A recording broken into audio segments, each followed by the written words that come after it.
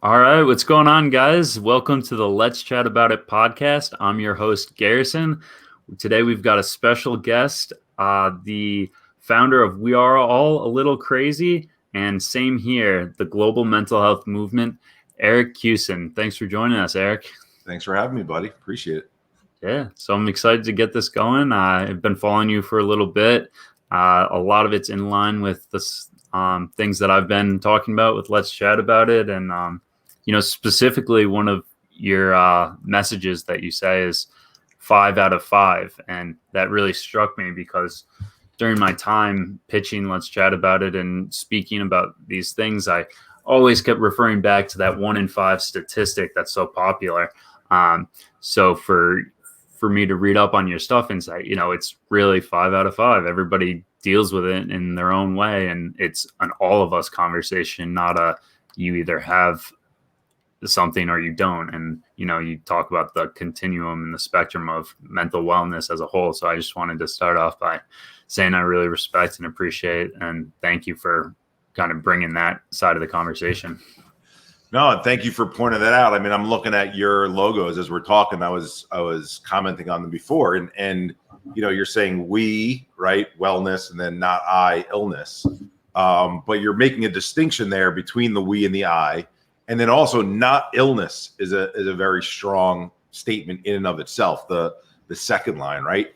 Because conventionally what we do in this space, and we've been doing when I talk about we, I'm saying everyone who's been working in this concept of, changing the conversation, normalizing the conversation, taking away the stigma, is we see something that we think works, that's catchy.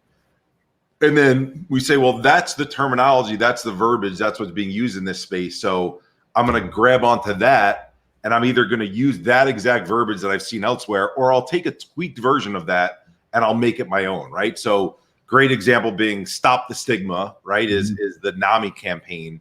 And then everyone started kind of doing an action word followed by stigma. Stomp the stigma, break the stigma, erase the stigma.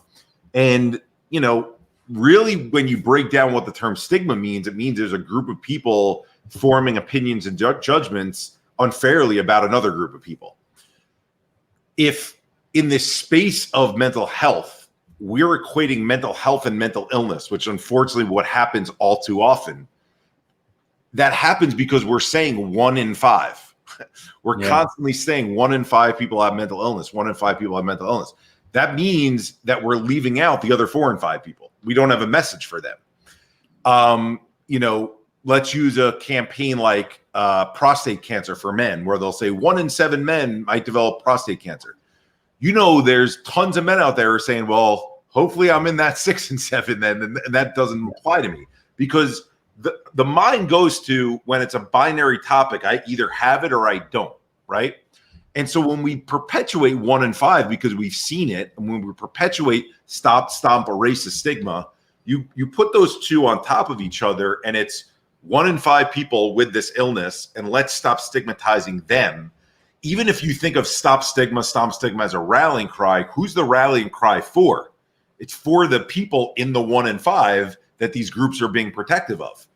So how do people who are not part of that 1 in 5 perceive that stop the stigma message if they're not in the 1 in 5 group?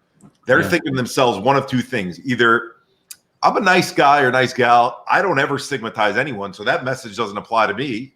I'm not even engaging in it. Or, excuse my language, you're an asshole and you are someone who knows that you say mean things about people and you feel a certain way about people, and you hear someone saying stop this, stomp this, and you're like, you're going to tell me what to do, right?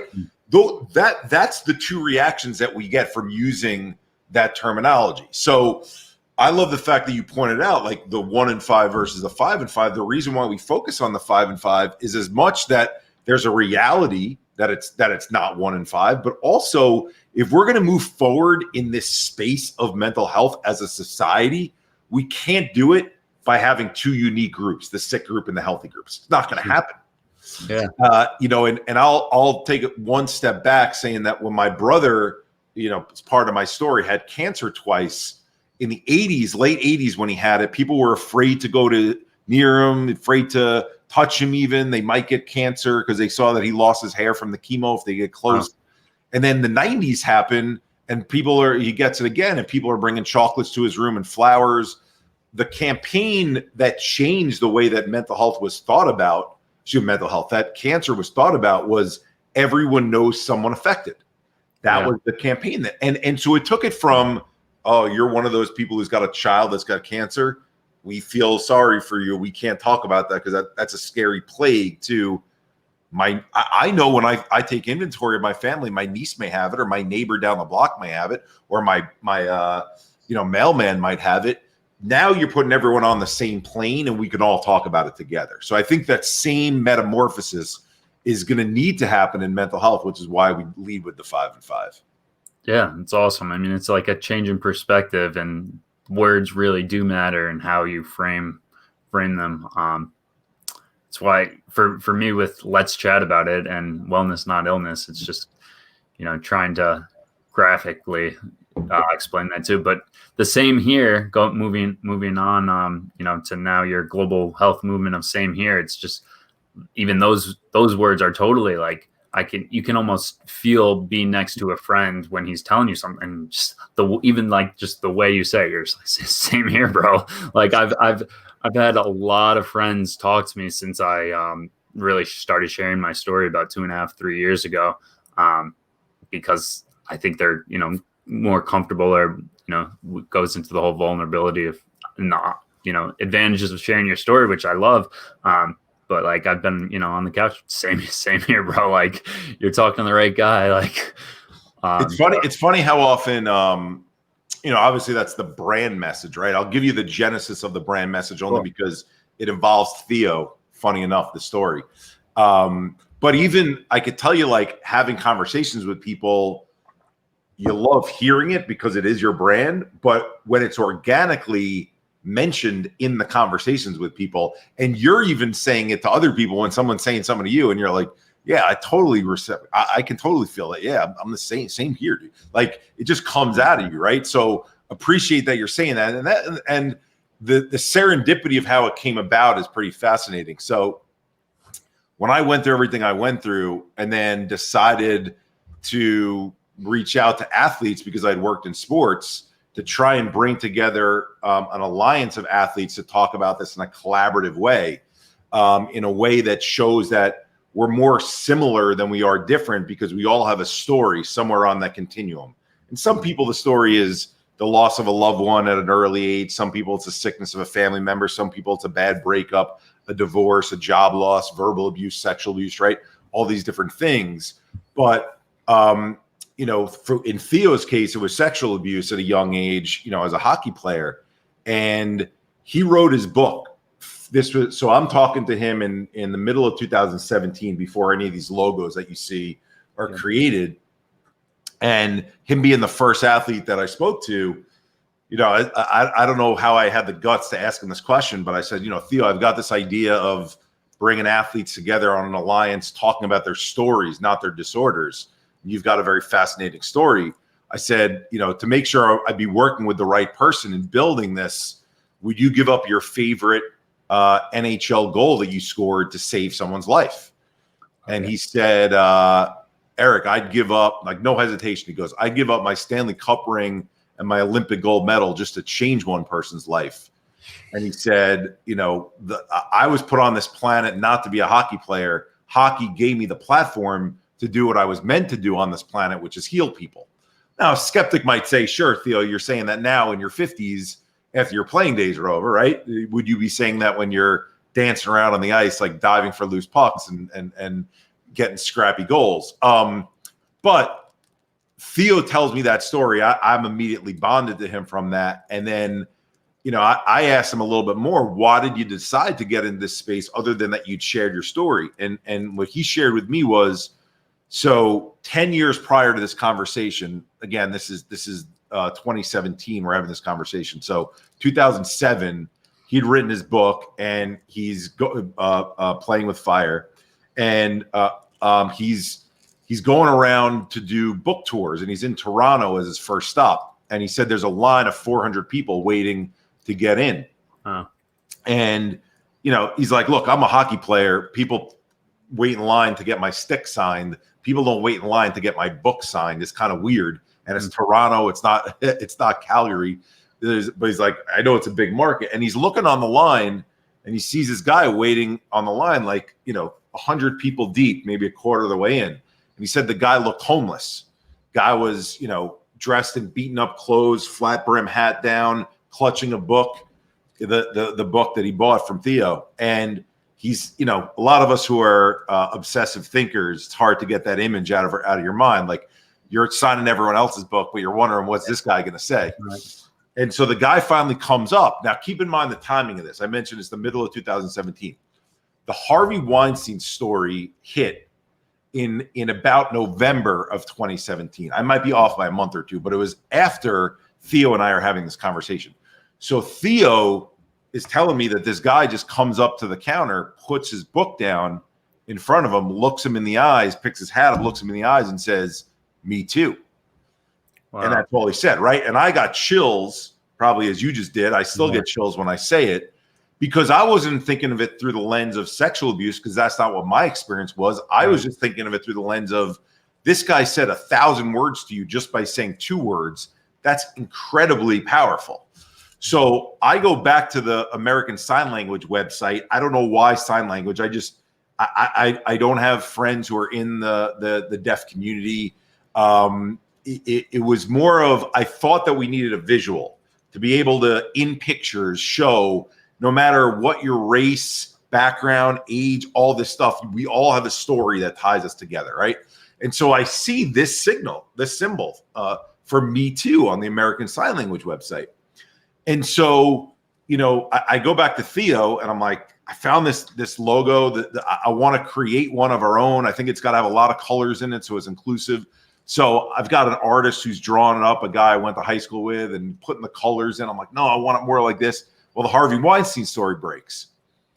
And I call up Theo and I'm like, this Me Too thing seems like it's been taken. I was like, if you don't mind, can I go to the American Sign Language website and see what the synonym is for Me Too? Sure enough, it's same here.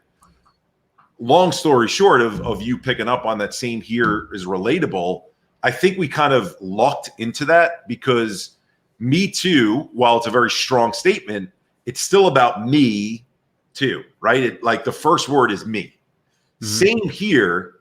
In the first word, even though I'm making the same motion and it's technically meant to be the same thing, the first word you're saying in that is same. You and I were the same. And then here, right? Yeah. So even though there's synonyms in the American Sign Language website, when you get on stage and you're sharing to a large group of people, or if I'm having a one-on-one conversation with you, well, Garrison, you and I, we're the same. That makes us feel bonded together, right? So it's the long story of how we got there. Words really matter. And I think serendipitously we stumbled upon it, but I'll take it for what it's done for us. Yeah, man, that's incredible. That's incredible. Right. And Theo did say this similar thing when he came on the other podcast I do. It's like, wow, dude, you had an incredible NHL career, but you're so adamant about the fact that this is your purpose and mental health and sharing. And he was just like chills, totally. Tremendous guy. That's awesome. It's humbling. You probably felt this way. Like, on the one hand, you know of Theo, you know of him as a great hockey player. You think of him as someone that will hopefully make the Hall of Fame one day. And then on the other hand, here you are, this mental health advocate, and that's what Theo is. So he's a teammate of yours, right? So like, part of it is humbling, because you're like, here's this guy who's just, saying, jump on my back, I'll jump on your back. Let's go to the next event. Let's talk in the next podcast. It's awesome to have people like that who've got a platform who are saying, like, there are no celebrities when it comes to this stuff. Like, we're all working on this together. Yeah, totally. And that kind of leads into something else I wanted to talk about, which was like, for me, when I was starting this process, it was Brandon Marshall and Demi Lovato and Jim Carrey, and like looking at these guys, and now Robin Leonard, one of the, I'll pull it up real quick just because I think it's awesome the way he worded this when he got his $5 million or 5-year, $25 million contract. It's like, I take medicine, that's okay. I work with a psychiatrist, that's okay. This is a huge win for mental health for the Vegas to kind of believe in. believe in someone for 5 years for $25 million, like it's not just another contract. It's a stamp of mental health. You can live with it. You can be on medication and play at an elite level. And I read what you talked about with Kyrie today, and other athletes. I was just kind of wanting to have you expand on the athletes, what you think about Brandon Marshall and guys like Kevin Love leading the way. Yeah, so when I got sick and then I started to feel better, and I found ways to heal. So I mentioned it was the middle of 2017. So Kevin Love hadn't come out with a story yet. DeMar DeRozan hadn't come out with a story yet. So when I shared in the sports space, there was no one who had long form shared their story before. Like Brandon Marshall had done it through like video, like, right? Like I think it was Real Sports at the time, following him around with a camera. But the problem that I had, not with Brandon at all, with the way that the media treated it, it was like, here was Brandon's story. We told you his story. We're done with it, right? Like, and then Brandon had to fight his way to be like, Project 375, Project 375, Project 375. And then I was like, okay, well, that's Brandon. Maybe it was because of his relationship with the media. Maybe not. Maybe just that's the way media treats things. And then I was thinking of like Ron Artest, Meta World Peace, right? And like, he said he thanked his psychiatrist when he won the NBA title. But meanwhile, everyone's like, look at that crazy guy thanking his psychiatrist. Well, who the hell does that, right? And so then I'm like, okay, what needs to change in this space? And I looked over in the UK and I see Prince Harry. And Prince Harry had told his story like the year while I had been really sick. I'd been sick for 2.5 years, but the towards the end of that is the year that he really came out with his campaign. And Prince Harry shared it in a very vulnerable way. He made it very relatable because it was about the loss of his mom, which a lot of people, unfortunately, can relate to at all different ages. He talked about going to therapy. And then I still looked at the UK's mental health numbers shooting through the roof, suicides at 30-year highs. And so my thought in this space overall was no one celebrity, and Prince Harry's bigger in Commonwealth countries. This is no disrespect to LeBron James, but he's bigger in Commonwealth countries than LeBron James is here in the US. There's no single athlete that's bigger than Prince Harry is, right? And so if Prince Harry is telling his story, and not just in a way, this is a whole nother piece that we could probably spend a lot of time on, not just saying, I'm Prince Harry, I had depression. Because I had depression, I took this medication, I'm good now.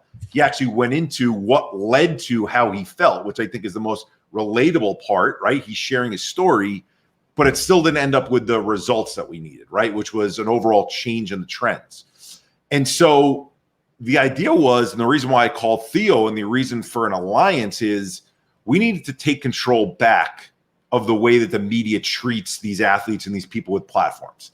Because they're the hot thing for 2 weeks when they share their story. Hayden Hurst is going through it right now, and he's a friend of mine, and him and his mom and I talk about it all the time, is like he's the media's darling for the time being until there's the next, quote, crazy story that comes out, and then Hayden Hurst is forgotten about. And the reason is the thread that the media ties together is crazy person, okay, they're off the radar screen. Who does the next crazy thing? They're off the radar screen. So the thread is crazy, far end of the spectrum behavior. What they're missing out on, maybe purposely, right? That's my take on it, is there's a commonality to mental health that ties us all together, not just the people who have the bravery to reveal now, like Robin and like Hayden, but all of them, going back to Brandon Marshall, yes, Kevin Love, all these people, is that they all have a story because they've all been through challenging life events. And those challenging life events led to then feeling somewhere on that continuum. And if they feel somewhere on that continuum, guess what? They're just like any of us. They're just like that 5 and 5 group. That's a much different narrative than the way that the media is still painting the pictures, right? Hayden's story was not that long ago. And yet TMZ, right after he shared his story, the headline on TMZ is NFL player sliced wrists in college, right? Like that's the only thing that they have. It's not Hayden Hurst deals with mental health challenges like everyone else wants to help people, which is what the Baltimore Sun wrote, by the way. They worked on the article with him. No, everyone took the most gratuitous part of his story, and that became the headline. And we're a society of headline readers. So if that's the case, how are we ever going to thread this together? Yeah, and building on that, just because I'm curious on your plans, what is the step? How do we fix it with this alliance of influential people? So, look, hopefully this visual is helpful, right? If you and I were in an airplane together with 30 other advocates that were, flying over 30,000 feet, and we were looking at the ground, and every tree represented something different that we thought about what mental health means. With the 32 of us advocates up there, one person would look at the fern trees and be like, that's what mental health is, meaning it means depression, right? And another person would look at the evergreen trees and be like, that's what mental health is, it's anxiety. And another person would look and be like, no, it's this collection of a small forest of trees over here. It's a lot of different things, right? And then, so we all have these different definitions of what it is. And the goal through Same Here, right? The vibrant colors, the getting the alliance members together and people talking about it, where Theo, by continuously telling his story and not allowing the media to shut it down, and Hayden continue to tell his story, and Shamika Holtzclaw and Imani McGee Stafford, right? And now, yes, Lady Gaga, fine. But the reason I say fine is because I think the issue we've had in this space is that I'm a celebrity. I'm going to solve all the world's problems on my own. Yeah. There's 7 billion people in this world. Even in this country, there's 300, always different numbers, 320, 340 million people in this country. No matter how big your platform is, when you try to put the X on your back to solve it all on your own, there are many people you're missing. And this topic, if it's for 5 and 5, it's for everyone. So when you ask what's going to change it, we have to have people operating in different spheres of influence so that when we're looking from that 30,000 foot view, the trees are all the same. The trees say Same Here, which is we all have a story. There's not a person down there whose mental health hasn't been impacted. If that becomes what mental health is known for, that everyone has mental health just like everyone has physical health, and by the way, our stories are what creates that mental health, stories combined with our genetics, then now we can understand this topic, and it doesn't matter whether the plane goes to 35,000 feet or down to 5,000 feet. We're looking at that same forest together. And the visual, the reason why the hand is so important, didn't have to be a hand, but that's what it came out to, is now when you're showing the athletes and the celebrities and their stories, and you're showing them on the website, or you're showing them in social media, or they're showing up to an event, at a game, at a concert, and they're making this sign, people's minds start to put 2 and 2 together, right? When marketing is basically allowing people to see things in different places and say, that's the same thing. I get it. I want to make an action based on that now, right? So hopefully that answers your question that, I'm only following marketing 101 principles to make this happen. It's a little bit more of a confusing space than most to be able to do it. But at the end of the day, you have to see the same repetitive messages over and over again. Having people with platforms who help you do it and get it out there is certainly helpful, right? Theo's got a bigger platform than most. Darren Gravel's got a bigger platform than most. Robin Lerner wearing the Same Here on his helmet has got a bigger platform than most. When people start to see that enough times and they connect it, they say, got it. It's normalization. It's 5 and 5. It's all of us. It's a lot different than seeing depression on a Twitter post all the time and thinking that's what mental health is. Yeah, I hear you. And going back to what you said in the beginning, like there's somewhat conflicting messages in the space. But yeah, marketing. I studied marketing too. It sounds like, it's a lot of psychology, a lot of marketing and branding within this. It's all very interesting to me. And so isn't that fun though, right? Like the fact that we're in a space related to psychology, and there's psychology to the psychology, right? Like it goes back to your first question about the 1 and 5 versus the 4 and 5. We have to consider the psychology of everyone. I thank you for reading the post on the Kyrie one, but I did one the other day about how, we applaud posts in social media that get a lot of likes, right? We're like, that's a really popular post that someone, put up there. So I'll give you a very X's and O's example of sometimes how that backfires on us. So let's use a celebrity as an example, right? And I don't think there's any malintent whenever they put something up like this, but let's use the celebrity BB Rexha, the singer. And she says, first off, she says, I am bipolar instead of I have bipolar, which in this space, right, there's sensitivities. We're supposed to be saying we have something instead of we are something. The disorder doesn't define us. But even in that, she's leading with the disorder, right? And so if you're a BB Rexa fan, you're not thinking deeply and you're just like, I like that BB Rex is being open about her stuff, or you're someone who has bipolar, you're hitting like on that thing and you're like, awesome, BB Rexa, let's go, right? Hmm.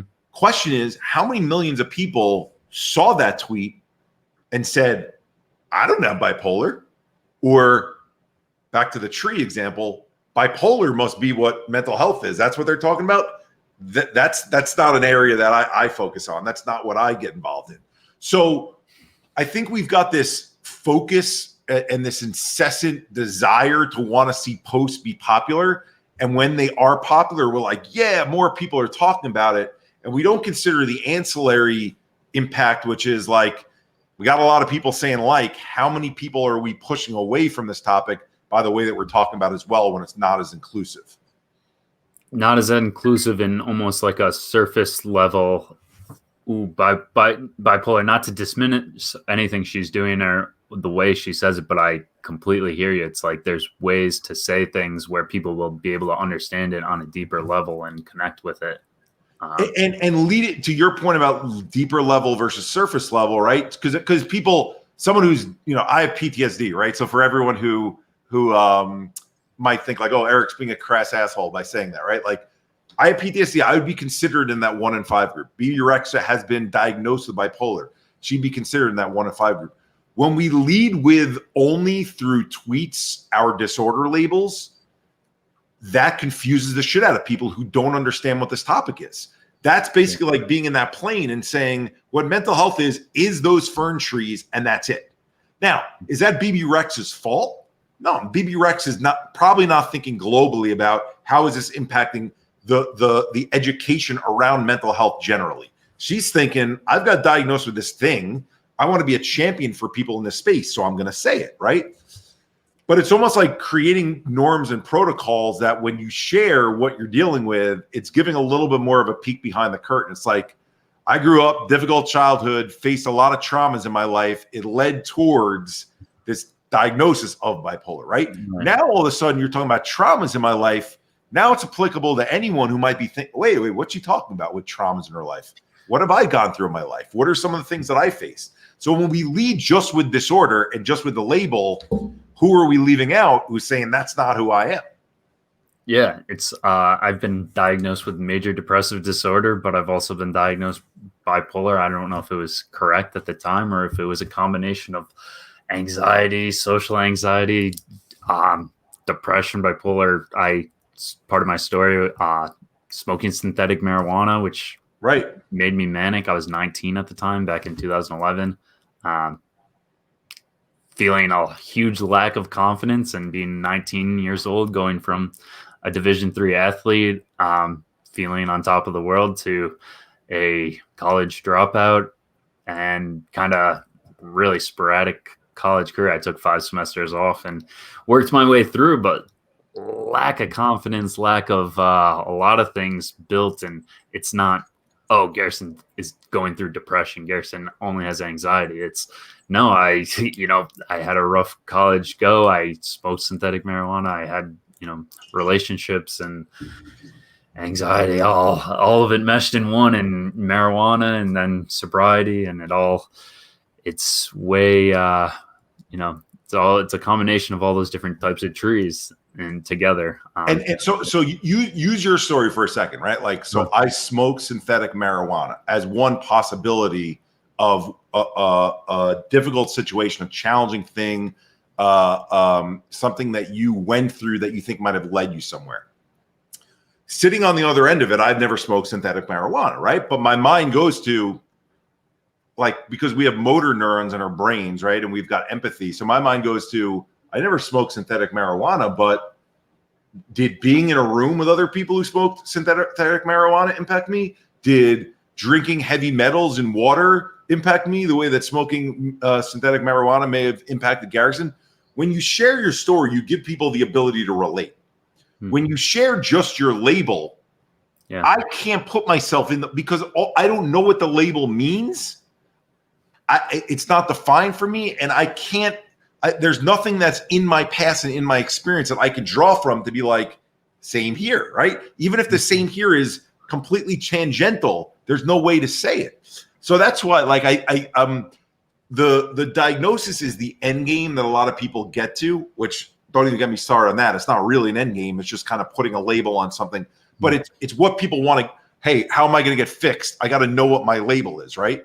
But I don't know that labels provide us much clarity when we're trying to relate to one another. Totally. I mean, when I wrote my Facebook post in a similar manner, it sounds like from my research with you, it's like we both wrote long paragraphs in a long post detailing our story, and I didn't write, you know, I smoked synthetic marijuana, I've had a shitty past 5-6 years. I wrote paragraphs about being admitted to the mental health hospital, how weird the walls and lights and no fresh air are. And sure enough, same here, people reaching out like, yeah, me too. Like the no exercise in a mental health unit, that doesn't make sense. The food that's, you know, hospital food, that doesn't make sense either. Same here. It really is like the I know we could probably talk forever about that, but like the experience in a psych ward, and obviously you and I are painting with a broad brush, right? Because we haven't lived in every psych ward,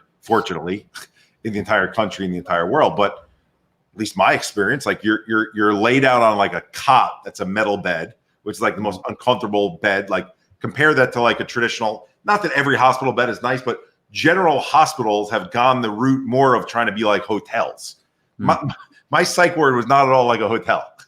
Then the floors are septic, the walls are septic, like there's nothing nice printed or painted on them. To your point, the food is awful. In my case, they didn't even let us choose what our food was. They were like, here's your ticket for what you're getting today. Like, thanks. Like, do you have any dietary restrictions? Because we'll try to meet that, but we can't guarantee it. And then you know, just the way that you're treated is like you're treated almost like you're a prisoner in a way. Little space, a lot of people. Yeah. And like we had to like earn our way to be able to go outside, like as if like, you know, we were being, you know, and to your point, no gym. Like, meanwhile, why not? Like that's supposed to be exactly what gets endorphins up and gets other neurotransmitters flowing from getting your adrenal glands going and other functions in your body started. So it's just, it's mind-boggling, really, that how much change needs to take place in this space is mind-boggling. Yeah, I don't know exactly how or when, but one of the long-term goals for me would be to somehow reform a lot of that. Like, I think I saw someplace in Norway or Switzerland or somewhere that it's like no medication, all glass windows, like outdoor fresh air. And the food thing drives me nuts because my mom's real into functional medicine, and that's one of the things that was really such a pillar in my recovery. The phytonutrients, the vitamin D, all that stuff. Yeah, I could keep going on. Well, no, I mean, but to the people who haven't been through that experience, who are hearing what you're talking about, hearing what I'm talking about, like you and I ended up healing, right? And we healed through things like movement, you know, getting our bodies going, or yoga, or meditation, or breathing practices, or food being eaten the right way, micronutrients, all this stuff. Meanwhile, our psych ward experiences for many of us are dimly lit, septic rooms, no movement at all. The groups that they did with us were like, you know, it was like group therapy, like Freudian group therapy, like tell us how bad things are. Oh, you're feeling that bad. I'm feeling that bad off as well. There was not like, they attempted to have like a DBT group once a week. That was it. So like and then the food. So like all the things that those of us who've gotten out of the dark side and we're not in the clear, right? Like we're like everyone else. We're on the time of whoever. We try to do our best to stay as healthy as possible, but things happen in life and sometimes they turn. But we learn how to heal, and then you come out of it and you're like, how is it that I just lived through that experience? And what they took me through was basically go to sleep, take this pill, and hopefully in a couple of days you'll start to feel better. Yeah. It's a weird cycle of only looking forward to a shitty lunch and then doing it all over again. I mean, the one thing I will say that was really instrumental to my recovery, and I'm grateful and lucky for, is that my family was able to visit me twice a day for an hour or a half hour, and I like would bounce back. I would be like, hey mom, let's like you know, whatever, they would see me just kind of light up. That's pretty cool. And there was a lot of people that were not fortunate to have either a close family or any family. So my younger brother, my younger sister, people would kind of gravitate towards us, and we would, share, a couple apples or whatever it would be that my mom brought in that day. But were you guys allowed to have cell phones in there or no? No. Okay. Yeah, we had a payphone like on the floor, and people had to call into the payphone. And then like you feel like an asshole because people are like, Eric, it's for you again. You're like, yeah. To your point about that other people don't get calls. Then you feel like you're like being singled out as that guy that like has people who are caring about him, and then you feel bad for the other people on the floor who aren't getting the calls. But it's just there's such a feeling of it of like you're being penalized, and that's the last thing you should be feeling when your mind is in that state. You should be feeling comforted. That's I don't mean comforted like coddled, right? Like you have to work to get out of it. But I mean comforted like when you're laying in the hospital, when you break your leg, the nurses are catering to you. You're hitting a button, they're coming. It's the opposite experience in the psych ward. The first time I went in, it took me a good 6-7 days to get past that in my brain, that it wasn't me against them. Like you get in and they give you like your rights, your patient rights. And then I'm like in it, I'm like thinking like it's a game, like I'm in jail and like going back up, like, are these my rights? And it's like me against them. And it's a terrible place to live in until I think finally there's just, one nice guy that started asking me about college and lacrosse or hockey and, what it was like at Brockport at the time. And I was like, all right, maybe this guy actually cares about me. Like maybe I don't have to have such a wall up. That was my experience. But to your point, it's like we should be helping each other a little bit more. For sure. Cool, Eric. Well, thank you so much. I've got maybe 2 more questions for you if you still got a little bit of time. Yeah, my dog's being a little bit loud, but sorry about that. Yeah, no worries. One of the things that I like to think about is kind of the advice now, being almost 10 years removed of when my story really started, is what kind of advice would I give my 19-year-old self? And then, you are a little bit older than me, and thanks for reminding me. More, I didn't mean it in that way. I just kind of really meant more advanced in this field than me. And I look at everything that you're doing with your established nonprofit, and I do look up to you and hope to be to your level of some, whatever way it looks like for me in 5 or 10 years. But what advice would you give to kind of that 19, 20-year-old kid like us, and then someone like me kind of trying to start a little bit in this area? Yeah, no, good questions. Thank you for asking that. So the 19, 20-year-old, I would give, there's my dog. He's getting hungry, so he's eating off of my plate. Oakley, come over here. By the way, speaking of sports fans, for anyone who remembers the basketball player Charles Oakley from the Knicks, that's who he's named after. So nice. Oakley, come here. There, all right, just came back. So 19-year-old self, I would want to tell my 19-year-old self that the situations that we live through in life are cumulative on our central nervous system. I didn't know that. I don't think most people know that. We learn at a young age, right? When we go to school, jump rope for heart, right? Mm-hmm. Why? Because you learn you need a healthy heart. And you learn about things like plaque building up in your arteries. So you're told to eat, you said your mom being into functional medicine, eat green leafy foods, and that helps break down the plaque in your arteries and allows you to be healthier, right? No one teaches us that at a young age. So I would have loved to have told my 19-year-old self, hey, these things that you live through, these difficult life events that you're experiencing, when people pass, when people get sick, traumatic things that you're witnessing, you can't just watch them and then do what the proverbial message is, which is time heals all wounds. That's bullshit. That's not what happens. All we're doing with time is we're pushing things to the back, Eventually, there's no more room to keep pushing things to the back, and they start coming to the forefront, and they start to invade into your conscious mind and not just stay in your subconscious mind, and your body changes, your biology changes, the way that you function changes. So I wish I would have told my 19-year-old self, take inventory of how you're feeling each day and build in a practice to release and rewire out that stress and trauma that's building in your system, just like you go to the gym and you work out to release and rewire the fat cells and the plaque that's built in your arteries. There's this stuff building in the other system in your body, the brain, spinal cord, central nervous system. You got to work that out, right? So I think we would save a lot of people if that message was there. And I know for myself, having a crash at 35, I wouldn't have had I known that at 19 and been working towards that. In the space of building a nonprofit organization, my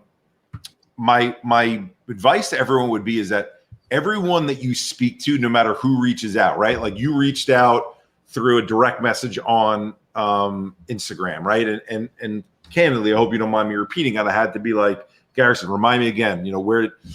So people will reach out on direct message on Instagram, on LinkedIn, through Facebook Messenger, through Twitter Messenger, or ask for your cell phone number somewhere and write you there. I leave my personal email address up on the Medium article, which is the first one that I wrote that you referred to, and people email me. And now I know that it's coming from that article because it goes to that email address all the time. Is look at everyone who reaches out, whether it's another nonprofit, whether it's another person who has a story, whether it's a person who wants to build something like what you're building. Look at everyone like a potential collaborator and partner.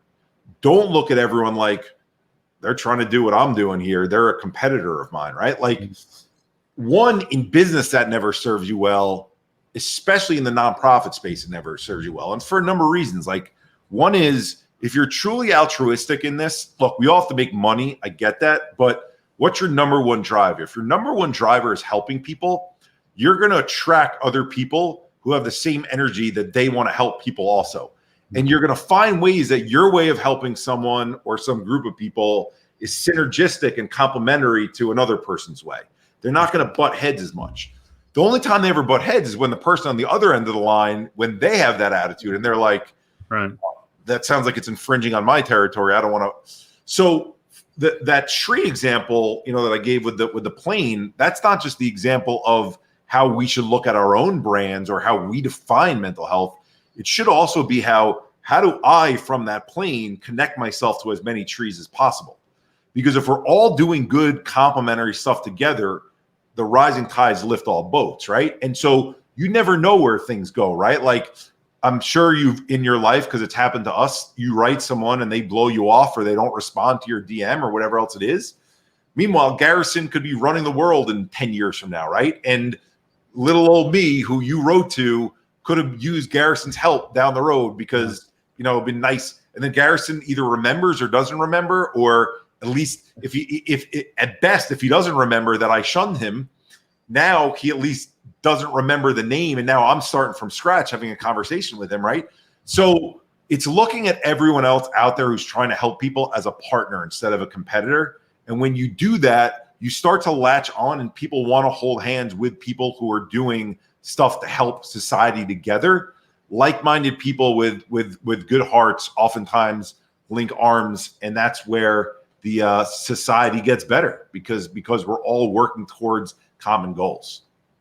Yeah, same here, and that's what you responded to when I reached out. I was like, hey, you don't even have to come on if you don't want to. I just thought it'd be nice, and you're like, nah, whatever. I think you were exactly what you said was whatever helps further the conversation. So. And is it like, to take myself out of it so that I don't need to, it's weird talking about yourself, like use Theo as an example, right? Like, I don't know how large your hockey podcast is, right? But like Theo, someone asked Theo to go on. You're like, again, this guy's one of the best hockey players of all time. But he's like, sure, you want to talk about this? I want to have a conversation about, I think you have to have that. If you really care about helping people, you don't know who's on the other end of the line. And so, am I going to have to eat my dinner an hour later tonight? Yeah. But if it means that, let's say only 3 people, hopefully for your sake, for my sake, more than 3 people listen to this, but let's say only 3 people listen to this. 1, you don't know if one of those 3 people you're saving their life or changing their life. 2, one of those 3 people might be someone who is the CEO of XYZ organization who's like, I love that message that Garrison's delivering or that Eric's delivering. I want to get behind that and help them further their message. You just never know, right? So that's why just putting it out there into the universe and talking it out more is always the right way to go about it. Thank you for that. Yeah, thank you for that advice. I mean, to be completely honest and transparent, this is one of the first podcasts I've done for this brand, and I wrote down. I was just like, not that I'm new to podcasting, but I was a little bit nervous, and I wrote it down, like, think of the people you're going to benefit, on my notebook before we started today. So, yeah. I'm glad that's a great lesson that for you just shared with everyone who's listening is, sometimes you got to give yourself notes and psych yourself up and tell yourself why this stuff is important. So kudos to you for doing that. Yeah, just kind of, I talked to my brother on the phone before too, and I was like, just put that one person in mind. If it's like a friend from Saratoga that we've, grew up with, or someone who may not be willing or open, but they tune into this and, what you say and what I say. And I mean, I'm sure. Awesome, man. Yeah, last one for you, just because it's very timely, and I haven't really talked about it too much, but it's unfortunate what's going on with COVID in the world, and the isolation. A lot of what I went through was social isolation and months on end by myself, isolating myself from friends and family and stuff. And we're unfortunately dealing with a lot of that right now in COVID. Just curious on your takeaways, advice, tips for people with this unfortunate situation going on. So on the upside of COVID, I'll start with that, is it's the first time in the history of our planet, at least, the life that we know to have lived on this planet post dinosaur era, where every single person on the planet is dealing with the same outside stressor at the exact same time, which is, holy shit, what might COVID do to me and my family, right?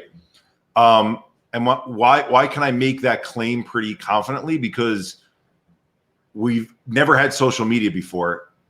And the only other time in our recent history that we've heard of that something like this globally happened was the Spanish flu in 1918, right? Mm-hmm. So here's a virus that's affecting every single person on the planet, and we're watching how it's affecting every single person on the planet. In 1918, you could argue they had the luxury, if that's even a fair way to say it, of not having to see, if you lived in the US, what's going on in Portugal, right? But now you turn on the TV and you see it everywhere. But the positive to that, when I say it's positive, is that when it comes to mental health, it's usually Garrison was in the psych ward during this year because he dealt with this thing, right? And Eric was in the psych ward this year because he dealt with this thing. And this other person didn't go to the psych ward, but they were depressed and they were laying in bed because they dealt with this thing in their life. And this other person over here, they didn't lay in bed, but they had a difficult time going into school every day because they dealt with this other thing. Well, now there's 4 different things that each of us were dealing with at 4 different times in our lives. So in our minds, we're the only ones dealing with that thing. And that's what makes it hard to say same here, because you feel like you're the only one going through it. COVID took the curtain away on that. It gave us the opportunity to say the things that you're talking about, isolation, right? So now, how did it impact us all similarly? I look at it in like 3 different buckets. One is it created all these what if scenarios in our mind, which is anxiety, right? What if I get sick? What if my family members get sick? What if I'm in the hospital all by myself? And I'm getting so sick that no one's there for me as I'm getting towards near death experience, right? Like your mind can spin so many different places. The second thing is loss of routine, which leads to loss of identity and loss of purpose, right? Like I'm not going in, I'm not doing this job or going to this school every single day in the same way that I did before. Now I'm wondering, like, what's my purpose in this world? I'm floating. I call it kind of like the black hole. I'm just floating in the black hole. And then the third thing is all the distractions that we're used to, distractions that we use in a semi-good way. I say semi because sometimes it makes us neglect things, but the distractions are things like watching teams on TV, going to sporting events in person, going to the movies with friends, going to dinners with friends, going to Broadway plays or just plays in general. Well, those things were taken away from us. So if those things were taken away from us, those are the things that we would use to be a little bit of buffer on that stuff in the subconscious that used to crawl a little bit into the surface. Well, without those things to be the buffer, guess what? Those things are coming from the subconscious into the conscious mind. And, you know, for other people to understand what that feels like, because they can relate to it, is you're having more vivid dreams than you had before. You're watching more Netflix than you ever did. But when you watch certain scenes, it's reminding you more of stuff from your past. And you're like, where did that memory come from? Like, right?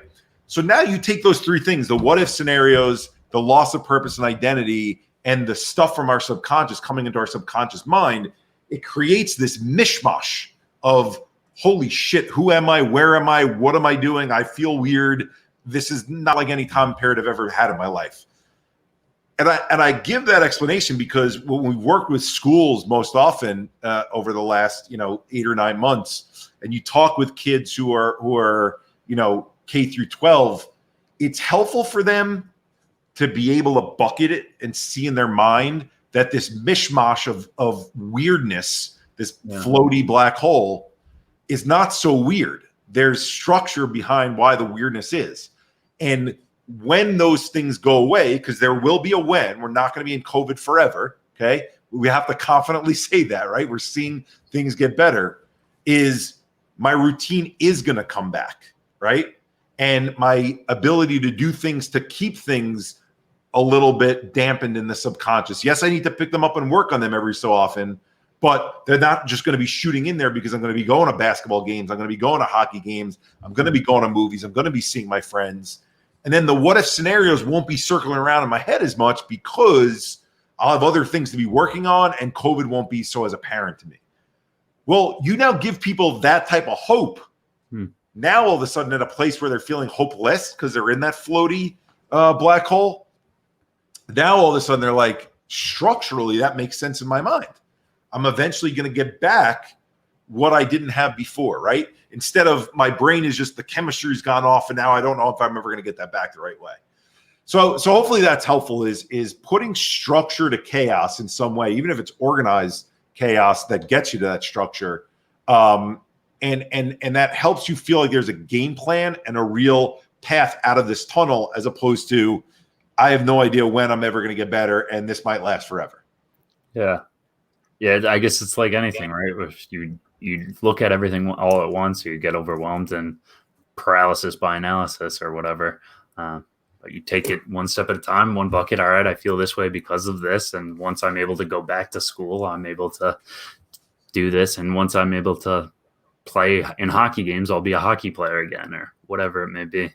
But even I'll dive, just clarify on one thing, because taking one thing at a time, we first have to be able to identify what those things are. And one of the scariest things when our mental health feels off is we don't know where the hell it's coming from. Oftentimes we can't identify it, right? And we're just like, I feel like the wall, a brick wall, I hit into a brick wall. Where did this come from now?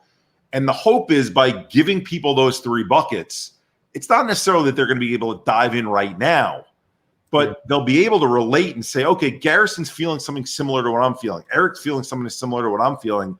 And there's a reason why they're feeling this way. And we'll be able to work on them in due time. But it's not this mishmash that it feels like in my head. There's rationale for why these things feel off the way that they do. Yeah, and the rationale, going back to what you said earlier, is we're all going through it together. So it's great. That's good. Yeah, really perfect advice. Thank you. Of course, man. Yeah, and then just I guess wrapping up here, I would love to help in any way with your cause and mission moving forward, and other people to have on the podcast or whatever I can do to help you guys out as well would be amazing.